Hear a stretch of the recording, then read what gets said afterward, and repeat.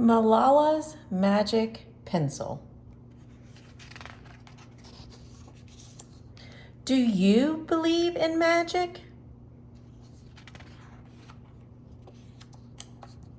When I was younger, I used to watch a TV show about a boy who had a magic pencil.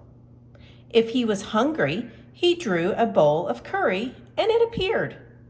If he and his friends were in danger, he drew a police officer. The boy was a little hero, always protecting people who needed help. How I wanted a magic pencil too. If I had a magic pencil, I would use it to put a lock on my door so my brothers couldn't bother me, stop time so I could sleep an extra hour every morning, erase the smell of the trash dump near our house. And I would use it to make other people happy. I would draw the most beautiful dresses in the world for my mother, the best buildings in the valley for my father so he could open many schools where children would study for free, a proper ball so my brothers and I no longer had to play with an old sock stuffed with rubbish. Every night before I went to bed, I wished for a magic pencil of my own. And every morning I would wake up and check my cupboard. But the magic pencil was never there.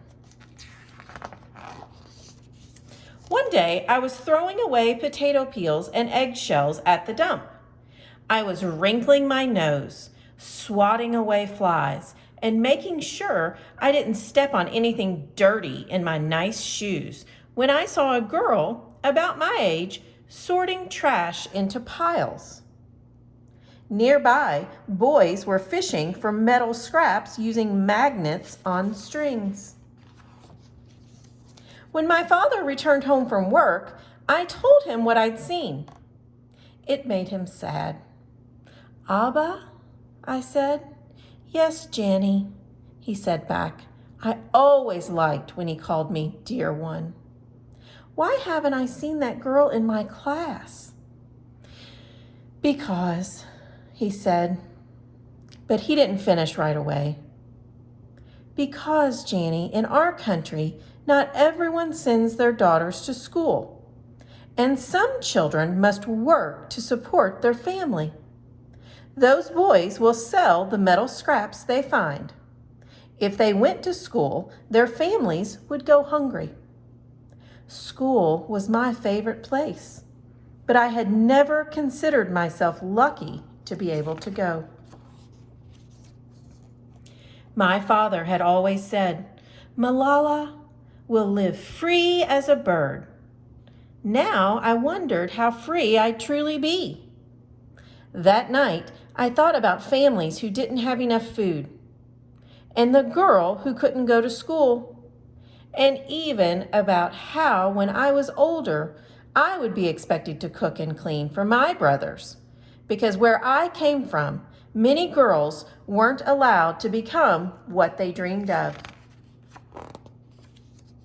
I knew then that if I had the magic pencil, I would use it to draw a better world, a peaceful world. First, I would erase war, poverty, and hunger. Then I would draw girls and boys together as equals. Over the next few years, instead of wishing for a magic pencil every night, I worked hard in school every day. I wanted to be one of the top students in my class. But soon, powerful and dangerous men declared that girls were forbidden from attending school. They walked the streets of our city now. They carried weapons. One by one, girls stopped coming to school.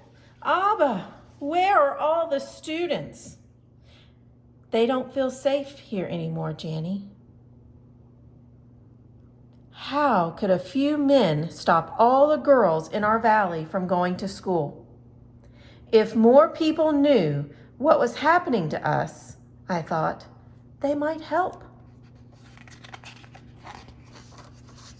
Wishing wasn't enough. Someone needed to speak out. Why not me? I wrote about what it felt like to be scared to walk to school and how some of my friends had moved away because of the threat they faced in our city. I wrote about how much I loved school and how proud I was of my uniform. Once I started writing, I didn't stop. I wrote speeches and traveled around my country sharing my story. I even talked to a reporter from a famous international newspaper. People actually wanted to learn about my life. I spoke for all the girls in my valley who couldn't speak for themselves.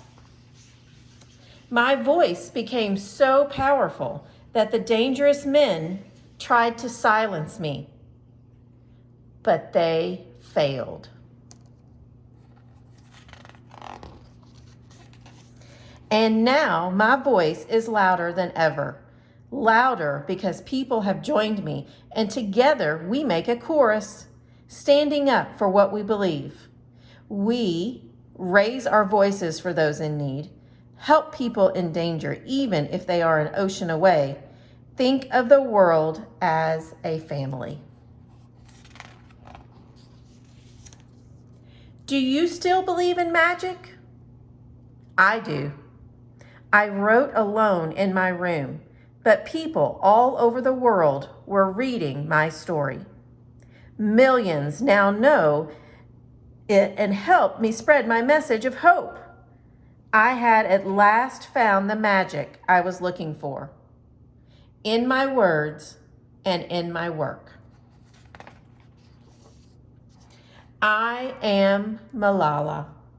I've always wished I could make the world a more peaceful place. And every day I work to make my wish come true. One child, one teacher, one book, and one pen can change the world.